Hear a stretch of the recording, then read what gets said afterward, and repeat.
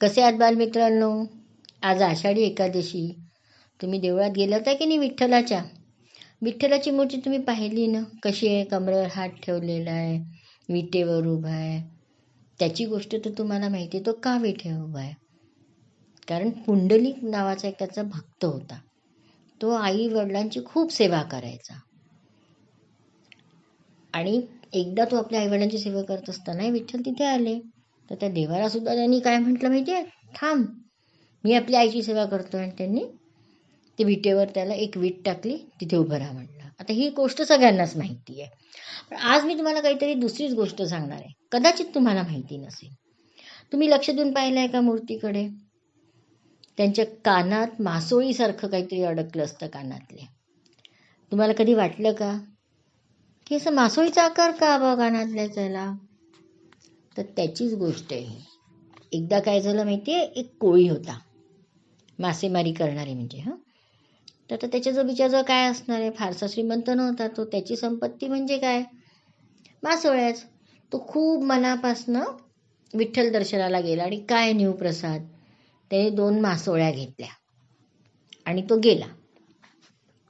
तर देवळात गेला. तर देवळातले जे पुजारी होते त्याला रागवले. हे असा प्रसाद देतात का म्हणे?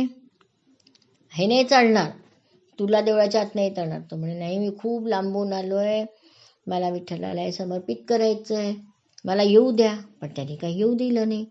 त्याला बिचारायला खूप वाईट वाटलं आणि तो देवळाच्या बाहेर बसून रडत राहिला.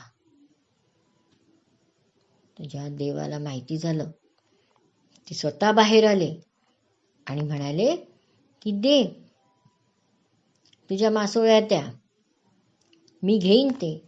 आणि ते त्यांनी असे कानाला लावले. कानाला लावल्याबरोबर त्या मासोळीचं सोन्याचे कुंडल बनून गेले. आता बघा, आपण प्रत्येक गोष्टीकडे खरंच असं झालं असेल का असा विश्वास किंवा अविश्वास, अंधविश्वासही करायचा नाही, खूप विश्वासही करायचा नाही. प्रत्येक गोष्टीत जे काय चांगलं आहे ते आपण स्वीकार करायचं. तर या गोष्टीतली काय चांगली गोष्ट यातली की कोणी पण आपल्यासाठी प्रेमाने काहीतरी आणतं, त्याचा स्वीकार करायला पाहिजे. कृष्णाने पण नाही का, आता कृष्ण तर राजा होते. सुदामा आणि कृष्णाची गोष्ट पण माहिती आहे की नाही तुम्हाला? कृष्ण तर राजा होते, त्यांच्याकडे काय कमी होतं? त्यांच्यासाठी घ्यायचं, बापरे श्रीमंताकडे आपण चाललोय, मिठाई घ्यावी खूप, पण मिठाई घ्यायला पैसे तर पाहिजे होते ते सुदामाजवळ. त्यांनी काय केलं, बिचाऱ्यांनी पोहे नेले, पण श्रीकृष्णाने त्याचे पोहे सुद्धा आनंदाने खाल्ले. तर असंच आपण कोणीही आपल्याला, जसं बर्थडेला गिफ्ट देतं कोणी, मग तुलना करायची का? अरे यातनी महागाचं दिलं, यांनी कमी किमतीचं दिलं, हे चांगलं नाही, ते चांगलं आहे, असं नाही. देणारा जर मनापासून देतो आहे त्याचा स्वीकार करायला पाहिजे. तसंच आपल्याकडे स्वयंपाक करण्यात बरेच मुलं लोक नखरे करतात की नाही खूप. हे नाही आवडत, ते नाही आवडत. आईला आई आज कशी भाजी बनवली ग, मीठच जास्त आहे. आई आज कशी भाजी केली ग, मीठच कमी आहे. मग मला भाजीत रस्साच पाहिजे होता. किती नखरे करतात मी. पण कधी विचार केला का, आपली आई किती मेहनतीने बनवते, तिच्यासमोर आपलाच विचार असतो, माझ्या बाळाला हे आवडलं पाहिजे. तुम्हाला जे जे आवडते आठवणीने ते पदार्थ करते. ज्याला जे आवडत असेल, 2 पदार्थ, 2 भाऊ बहिणी, 2-3 पदार्थ वेगळे, बाबाच्या आवडीचं वेगळं, ताईच्या आवडीचं वेगळं.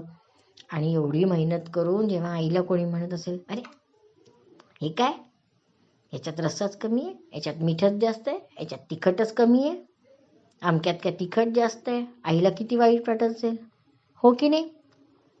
मग काय बालमित्रांनो, एक छोटीशी गोष्ट आता यापासून रोज करणार ना.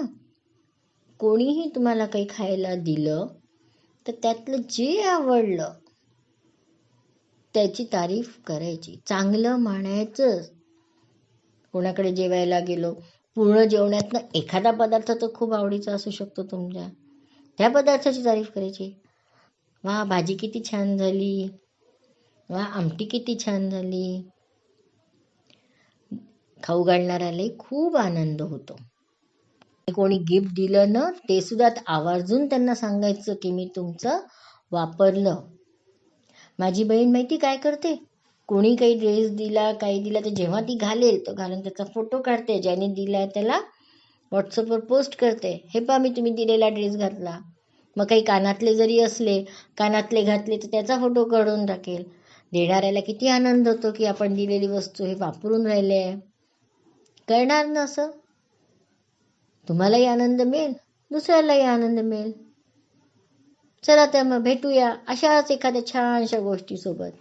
तोपर्यंत बाय.